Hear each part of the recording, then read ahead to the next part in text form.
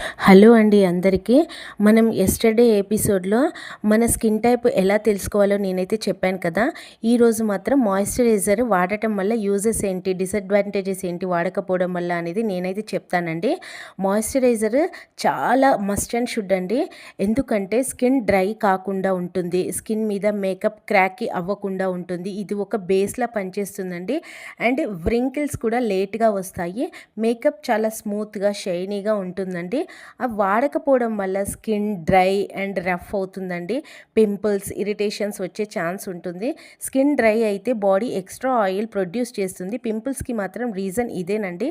ఎర్లీగా వ్రింకిల్స్ వస్తాయి. తేమ లేకపోతే స్కిన్ త్వరగా ఏజ్ అవుతుంది. మేకప్ ప్యాచ్‌గా కూడా కనిపిస్తుంది.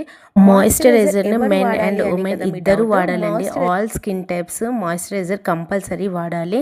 మార్నింగ్ అండ్ నైట్‌లో కూడా మన మాయిశ్చరైజర్ డైలీగా అప్లై చేసుకుంటే మన స్కిన్ ఎప్పటికీ డ్యామేజ్ అవ్వకుండా ఉంటుందండి.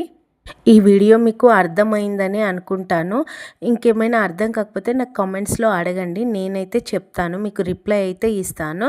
రేపు మీ స్కిన్ టైప్‌కి ఏ మాయిశ్చరైజర్ సూట్ అవుతుందో నేనైతే చెప్తాను.